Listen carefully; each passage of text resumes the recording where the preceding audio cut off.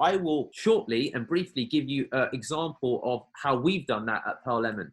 So what I did when I was, this is my business now, Pearl Lemon, okay? Let me just log in via incognito so people can see it in a new browser so we can see how it would appear for yourself. Imagine now that you're a competitor of mine. I would spend literally thinking, okay, great, I need to compete against these guys. Right, so they have videos. That's interesting. Do I have videos? I don't have videos. If videos are easy for me to do, I should probably have videos because trust signals are huge when people are able to search and look for it, okay? If we also have reviews, or do we have reviews, we should also look at seeing if we can actually capture some reviews. So that's the other element of it. Where else are they listing? Oh, Trustpilot, okay. Ah, LinkedIn. Remember we spoke about the official LinkedIn profile. You can see that working here now. So we've got YouTube again. We've got another site again. And you can now take that application to the first 3 pages of Google, depending upon how relevant the results are. And then quite quickly, if you imagine, you start putting all of these into an Excel sheet and you do this for more than one business. We're going to move on to website number 2 now. So whoever would like me to use that, okay, Sara it is. We're going to open up her website. I'm going to continue using this example with flowwithme.com, and then we're going to go on to the next phase of it. So if you, for example, were looking at Flow With Me. Careful, because with 2 W's was taken, so I went with 1, and that's one thing I know I've been struggling because some people get it with 2, but then when they get to know me, it's, yeah. No, of course, it makes sense. I love the color and the energy of your site, and you're Spanish, so I should not be surprised at all. It makes a lot of sense. Let's assume we're the competitor. You can quite quickly build a spreadsheet of every single listing you can find your competition on, okay?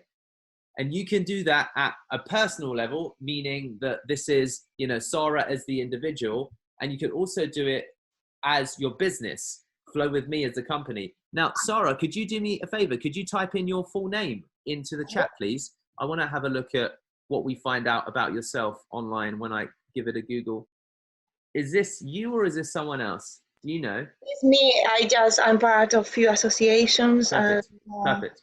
Ah, and she's also got a video here, which is quite good. Do you have your own YouTube channel, Sara? Yeah, I do, on Spotify as well.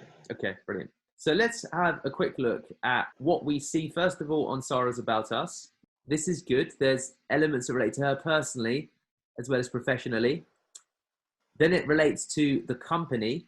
So Google might get confused here, okay? So make sure you distinguish about the company versus about the founders. Okay. Because Google can quickly get confused as to what the intent of a page is.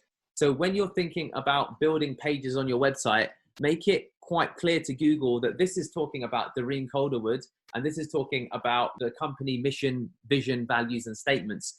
Because then Google can clearly understand that, well, one is one and one is the other. So do make sure that you do separate those out. So about could then have a drop down and it could have her name. That would be a quick win. So about us, and the link could be, you know, Sara de Miguel Hernandez. So they begin to see that, okay, cool. So this is, you know, or about us, meet the founder, and then about us, you know, our philosophy, our vision, but making sure that they're distinguished and they're separate would be definitely a big thing. And now you've already, of course, begun to identify, and let's just have, again, a look. If we take the example of Sara, we've typed in the mindfulness site, we've had a look, we've recognized that Shireen is doing some stuff at a personal level that's being quite helpful. She's also done a couple of other things, which we'll talk about later, but we're focusing upon Flow With Me now. And we want to then also just have a look if there's anything that's interesting. So if we look at keywords by country, what's interesting is that Sara's doing the greatest job in the States, which isn't a surprise often because they've got 300 million people there. They've got the biggest kind of coverage when it comes to Google search as a country. And then Ireland is number 4 here. So we're doing equally well in Australia and Canada. Let's open up Flow With Me while we're here. So Chair Yoga Sydney. Did you used to work in Sydney, did you, Sara? I did my training in Sydney, and I have seen the chair yoga is really popular in Australia. So when with COVID, what happened was I started doing chair yoga classes online, Yep. and Australia has a lot of people. So I think kind of that's what I was saying to you at the start of the call is Yep. diversifying that is not only Ireland, and Australia seems to be where the chair yoga is more popular. Perfect. So that makes Perfect. sense. Perfect. So in this instance, please do remember that there are also directories or websites that you can find at a local or international level.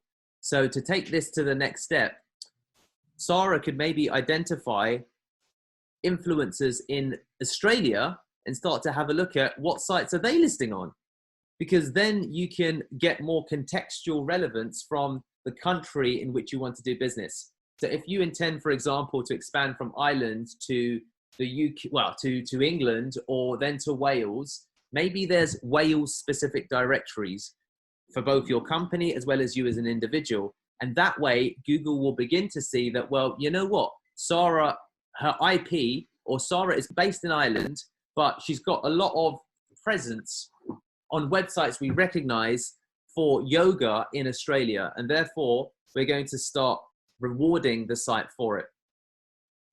Could it be because I have been asked to do blogs and things in Australia website? Is that why the Yep. connection is going? Exactly, exactly. Because Google is seeing ultimately that there are links coming from Australian domains and Australian websites. So Google will, just like you've got IE for Ireland, Australia is .com.au, I believe, or .au. I always forget. But fundamentally, when you think about where you're going to build a profile for yourself, if there is a region that you want to rank in, it will serve you well to have a listing in that region.